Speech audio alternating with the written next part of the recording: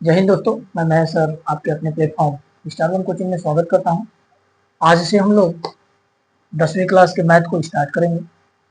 ये बुक होगा डॉक्टर मनोहरे जो लेखक हैं उनके पूरे बुक का सलूशन हम लोग करेंगे। यहाँ से इस बुक से बहुत सारे एग्जाम्पल, बहुत सारे क्वेश्चन दिए हुए हैं, इसलिए इस बुक को मैं प्रेफर करता हूँ। और इस बुक में बहुत ज़्यादा सवाल दिए हैं, यहाँ से डायरेक्ट आपके बुक पेपर में क्वेश्चन बनते हुए देखे गए हैं। आइए हम लोग सबसे पहला चैप्टर हम लोग शुरू करते हैं, वास्तविक संख्याएं। रियल नंबर होता क्या है इसके बारे में हम लोग जानेंगे। वास्तविक संख्याएं जो होती हैं ये दो संख्याओं से मिलकर के बना होता है, परिमेय या अपरिमेय। परिमेय या अपरिमेय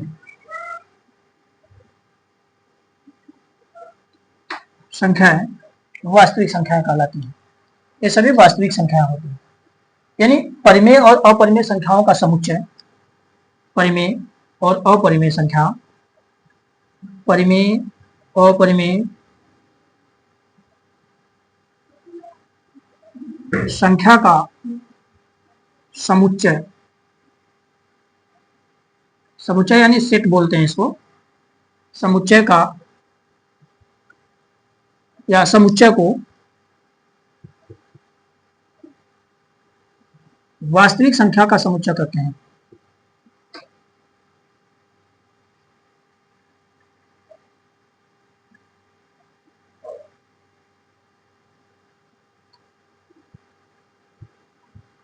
इसे हम लोग बेटा आर से रिप्रेजेंट करते हैं, आर से व्यक्त करते हैं।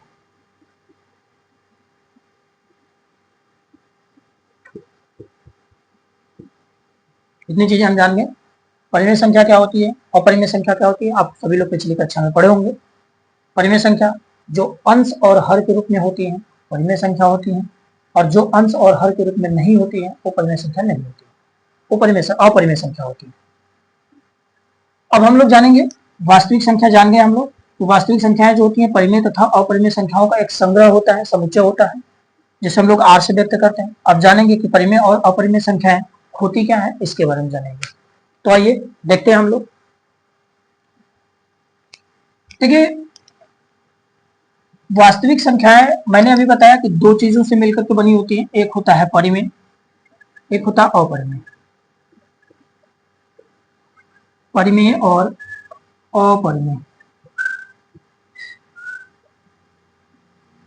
परिमेय में देखेंगे तो आप जैसे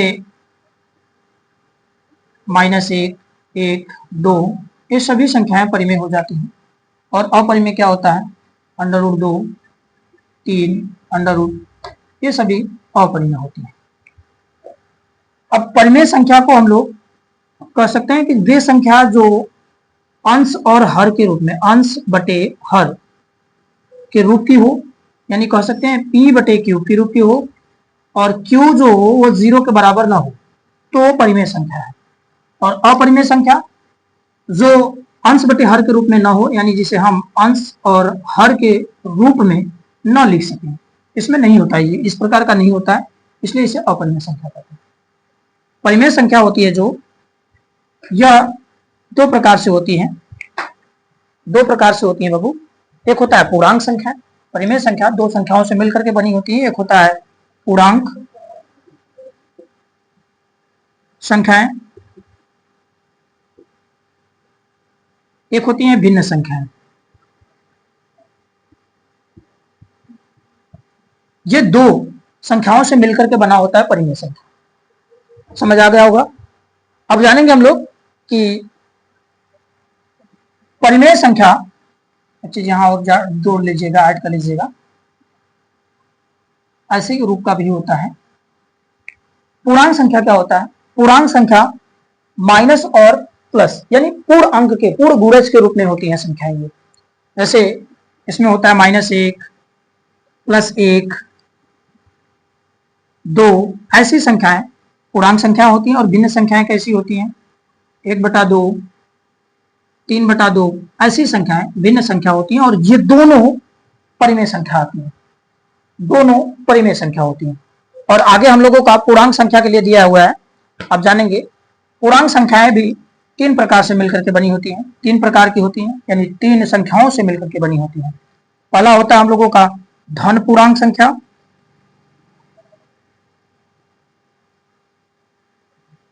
यानी जिसमें केवल व केवल प्लस वाली पूर्णांक संख्याएं होती हैं, 1 2 3 ऐसे टाइप की। एक होती है शून्य पूर्णांक संख्या, 0 जिसको बोलते हैं। एक होता है तीसरा हम लोगों का ऋण पूर्णांक संख्या,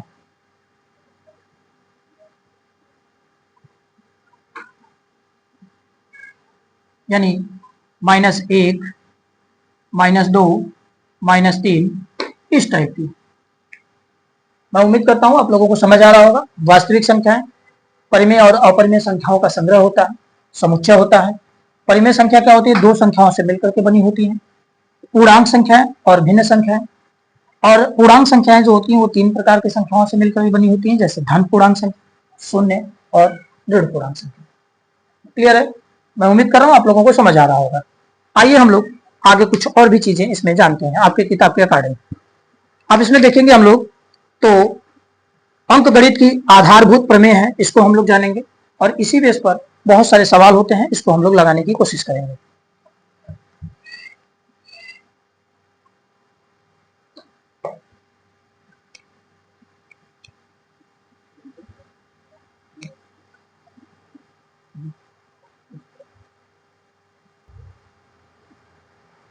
अंक गणित की आधारभूत प्रमेय क्या होती है?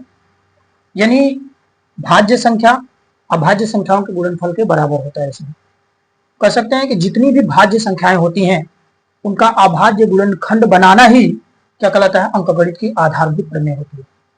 भाज्य संख्याओं को अभाज्य संख्या के गुणनफल के रूप में लिखना, भाज्य संख्याओं को अभाज्य गुणनखंड की संख्या के रूप में लिखना अंक गणित की आधारभूत प्रमेय कहलाती है। ये देखिए ऐसे मैं एग्जांपल हम समझेंगे, यानी जैसे 6 जो है एक आपकी भाज्य संख्या होती है। भाज्य संख्या आप लोग जानते होंगे, पढ़े होंगे पिछली कक्षा में 10 में 9 में।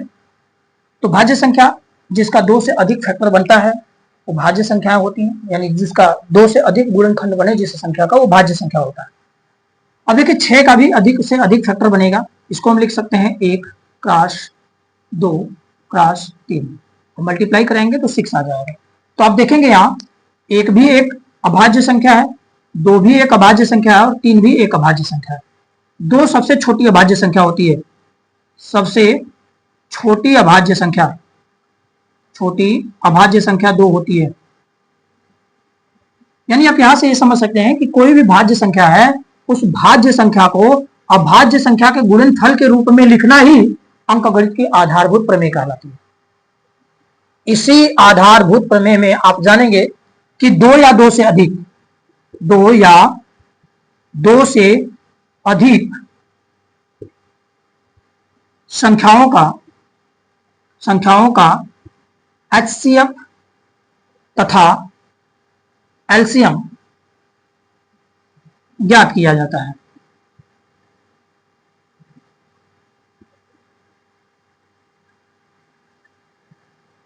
अंकगणित के आधारभूत प्रमेय की सहायता से ही 2 या 2 से अधिक संख्याओं का हम लोग HCF या एलसीएम ज्ञात करते हैं।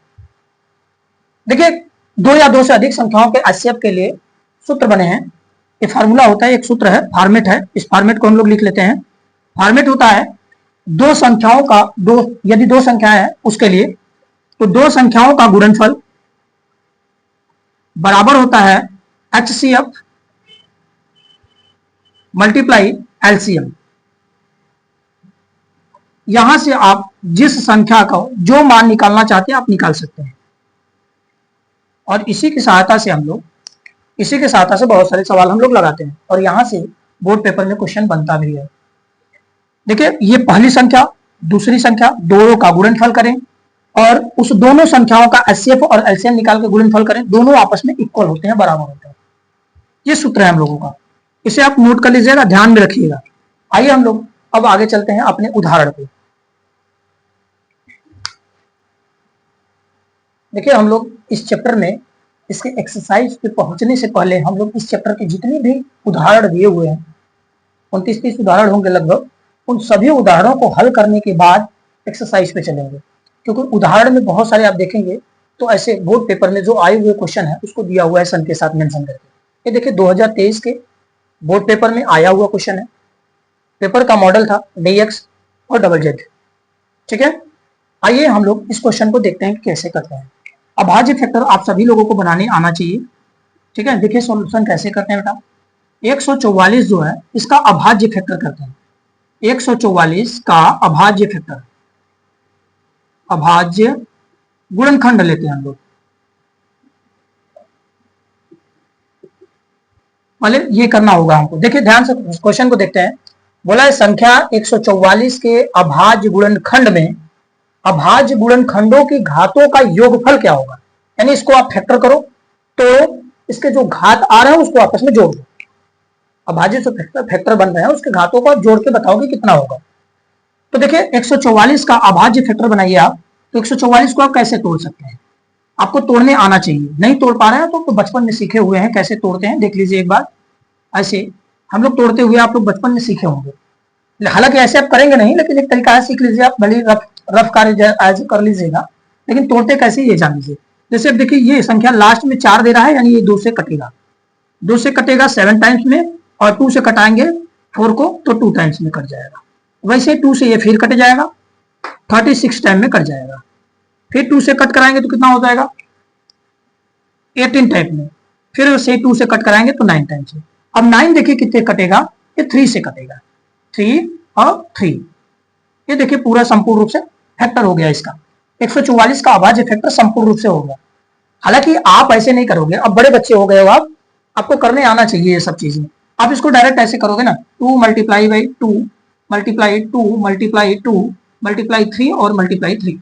देख लीजिए आप, मल्टीप्लाई कराके दिखाइए। इसका मल्टीप्लाई आपस में करेंगे तो ये मिलता चला जाएगा। 2 दूना 4, 4 दूना 8, 8 दूना 16, 16 तिया 48 तिया 114। आप देखेंगे तो इसमें 2 देखिए कितनी बार सम्मिलित है, 1 2 3 4। 2 4 बार सम्मिलित है, यानी 2 के पावर 4 लगा देंगे। गुणे में 3 कितनी बार सम्मिलित है, 3 2 बार सम्मिलित है, तो 3 के पावर 2 लगा देंगे। ये हो गया हम लोगों का अभाज्य फैक्टर। अब इसमें आपसे पूछा है कि अभाज्य फैक्टर के घातों का योग क्या होगा, सम क्या होगा। पावर जो दिया हुआ है उसका सम क्या होगा, तो कुछ नहीं, अभाज्य जो संख्या हुई है, अभाज्य गुणनखंड, अभाज्य गुणनखंड जो हुआ है कि घातों का योग पूछा आपसे, घातों का योग। ये घातों का योग कितना हो जाएगा बेटा, घात देखिए कितना है 4, और फिर घात कितना है 2, तो 4 2 6 हो जाएगा। इसकी घात कितनी हो जाएगी 6। ये आप लोगों का फाइनल आंसर निकल के आ जाएगा। उम्मीद कर रहा हूं समझ आ रहा होगा। ऐसी प्रकार से नेक्स्ट हम लोग आगे करेंगे। आइए इसका दूसरा उदाहरण देखते हैं हम लोग। उदाहरण नंबर 2। उदाहरण नंबर 2 में दिया हुआ है 182 और 78 का एचसीएफ क्या होगा। 182 और 78 का एचसीएफ क्या होगा, ये आपसे क्वेश्चन किया हुआ है, और ये भी 2024 में पूछा हुआ है। 2024 में पूछा हुआ है, IA सीट का नाम था उसमें। अब आपको इसमें भी फैक्टर बनाना है 182 के। आप देखिए 182 का अभाज्य गुणनखंड करिए।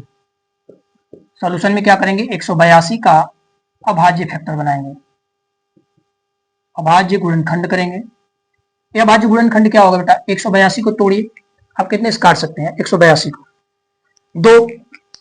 2 से काटिए, फिर कितने से काटेंगे 7 से काटिए, फिर कितने से कटेगा 13 से कटेगा। ये अभाज्य फैक्टर बन जाएगा 182 का। 182 का ये अभाज्य फैक्टर बन जाएगा। इसी प्रकार से हम लोग 78 को तोड़ेंगे, 78 का अभाज्य गुणनखंड फैक्टर बनाएंगे। कितना हो जाए बेटा, 78 कितने का दुगुना होता है,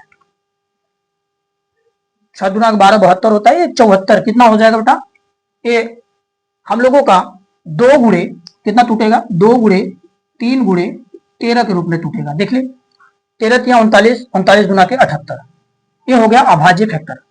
अब इसे हमें पूछा क्या है, इसका एचसीएफ। एचसीएफ जब भी निकालिएगा बेटा, एचसीएफ जब भी निकालिएगा आप अभाज्य गुणनखंड में, तो देखिएगा कि सबसे बड़ा दोनों में कॉमन मल्टीपल क्या मिल रहा है, दोनों में सबसे बड़ा कॉमन मल्टीपल क्या मिल रहा है, वही उसका एचसीएफ होगा। तो दोनों में देखिए अभाज्य फैक्टर जो हम दोनों में बनाए हैं, इस दोनों में अभाज्य फैक्टर को देखिए, दोनों में कॉमन क्या क्या मिल रहा है। तो देखिए यहां दोनों में 13 कॉमन मिल रहा है और दोनों में क्या कॉमन मिल रहा है, 2 कॉमन मिल रहा है। बस यही हो गया हम लोगों का सबसे बड़ी घात, सॉरी सबसे बड़ा गुणनखंड ही एचसीएफ होता है हम लोगों का। निकाल लीजिए, 2 कॉमन हो गया यहाँ से, तो ये 2 मिल गया, फिर यहाँ से 13 मिल गया, 13 मिल गया, दोनों का मल्टीपल कर दीजिए, 26 आ जाएगा। यही 26 क्या हो जाएगा, एचसीएफ हो जाएगा। 182 और 78 का एचसीएफ हो जाएगा। एक बार फिर से सुन लीजिए, 182 का अभाज्य गुणनखंड किए हैं, फिर 78 का अभाज्य गुणनखंड किए हैं। एचसीएफ निकालने के लिए अभाज्य गुणनखंडों में देखते हैं कि कौन संख्या कॉमन दिख रही है। जो संख्या कॉमन दिखती है उसको एक बार लिख करके उसका मल्टीपल कर लेते हैं और वही निकल के आ जाता है एचसीएफ। और यही एलसीएम की बात कर दे, हालांकि क्वेश्चन में किया नहीं था, एलसीएम की बात कर देता हूं। तो एलसीएम की बात करेगा तो अब कुछ मत करिएगा, ये जो कॉमन मल्टीपल आप निकाल लिया उसको लिख लीजिए ऐसा, 2 मल्टीप्लाई में 13 है, उसके बाद क्या बच रहा है, 3 मल्टीप्लाई 7, इन दोनों का टेबल करा दीजिए, जो आएगा वही एलसीएम होता है। उम्मीद कर रहा हूं कि आप लोगों को समझ आ रहा होगा। नहीं समझ आएगा तो आप कमेंट करके क्वेश्चन को पूछ सकते हैं दोबारा। कोई दिक्कत परेशानी हो तो आप जरूर इन्फॉर्म करें। आगे ऐसे ही बहुत सारे एग्जाम्पल हैं, आप लगाने की कोशिश करिएगा, मैं बताऊंगा आगे नेक्स्ट। इसमें जैसे क्वेश्चन दिया हुआ है, दिया गया संख्या है 132 और 288 का जो लसा दिया हुआ है 3168 दिया हुआ है, तो इसका आपसे मसा पूछ रहा है, यानी एचसीएफ पूछ रहा है। एलसीएम दिया हुआ है, एचसीएफ पूछ रहा है। हाईएस्ट कॉमन फैक्टर आपको इसमें पूछ रहा है तीसरे क्वेश्चन में, लोएस्ट कॉमन मल्टीपल दिया हुआ है। इसको आप लोग लगाइएगा, नहीं आएगा तो फिर हम लोग डिस्कस करेंगे आगे, तो आप लोग मिला लीजिएगा उसमें से। मैं उम्मीद करता हूं आप लोगों को कैसा लगा होगा वीडियो, आप लोग कमेंट करके जरूर बताएंगे। और आप लोगों को अच्छा लगता है, आप लोगों को लगता है कि ये वीडियो अच्छा लग रहा है, तो अपने दोस्तों में भी शेयर करिए। धन्यवाद।